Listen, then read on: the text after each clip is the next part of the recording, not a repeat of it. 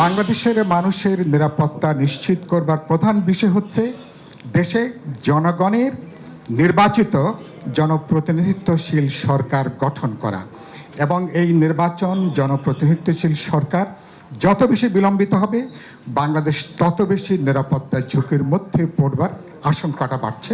বাংলাদেশের মানুষ তর্ক করছে, বিতর্ক করছে, আলোচনা করছে এবং তার মধ্য দিয়ে কিন্তু তারা একটা জায়গায় এসে পৌঁছচ্ছে। ডেমোক্রেটিক ইনস্টিটিউশনসগুলোকে আমাকে শক্তিশালী করতে হবে এবং এটাকে শক্তিশালী করতে যদি পারি তাহলে আমি জাতীয় নিরাপত্তাকেও আমি নিশ্চিত করতে পারবো এবং আমার অন্যান্য বিষয়গুলোকে আমি সামনের দিকে এগিয়ে নিয়ে যেতে পারবো। ডিসেম্বর থেকে এপ্রিল এর মাঝে ফেব্রুয়ারি এখানে কন্টেইনড, সুতরাং এখানে আমাদের কোনো আপত্তি নেই। ট্রেডিশনাল ইলেকশনের বিপরীতে আমরা পিআর চাচ্ছি, আমরা লোকাল গভর্নমেন্ট ইলেকশন, জাতীয় ইলেকশনকে চাচ্ছি। এটা আমাদের দলীয় এজেন্ডা, অন্যদের অন্য এজেন্ডা আছে।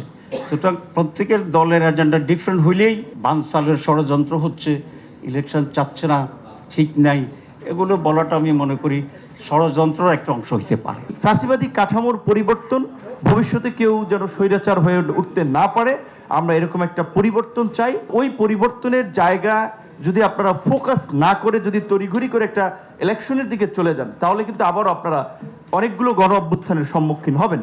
আমার যেটা মনে হচ্ছে সেই জায়গা থেকে আমি বলবো এই রাষ্ট্র পরিবর্তন বা রাষ্ট্র কাঠামো পরিবর্তন, পাওয়ার ব্যালেন্সের যে কোশ্চেনগুলো দীর্ঘদিন ধরে চলে আসছে সেই জায়গায় কিন্তু আমাদেরকে জাতীয় ঐক্যের স্বার্থে একটা সেটেলমেন্টে যেতে হবে। রাজনৈতিক যে বিপদের মধ্যে আমরা আছি, এই বিপদের সঙ্গে মোকাবেলার জন্য তাদের যে সামরিক প্রস্তুতি, তাদের যে অন্যান্য চিন্তার প্রস্তুতি, তাদের যে অপরাপর বিভিন্ন বিষয়ে দক্ষতা অর্জন করা, এই ক্ষেত্রে আমাদের একটা ম্যাসিভ ট্রেনিং দরকার। ঘরের পাশে নেপাল কি করে বিভাজিত একটা সমাজকে ঐক্যবদ্ধ করলো অভ্যন্তরীণভাবে এবং সেই ঐক্যের ভিত্তিতে দাঁড়িয়ে কিভাবে দুই বড় শক্তিকে তারা ম্যানেজ করছে, এটাও কিন্তু দেখবার বিষয়। একটা জাতীয় নিরাপত্তা প্ল্যাটফর্ম তৈরি করবেন, তাদের মধ্যে মতপার্থক্য সত্ত্বেও এই প্ল্যাটফর্মের মধ্যে থেকে তারা জাতীয় নিরাপত্তার প্রশ্নগুলো আলাপ করবেন এবং সমাধান নির্ণয় করবেন, জাতিকে দিক নির্দেশনা দেবেন।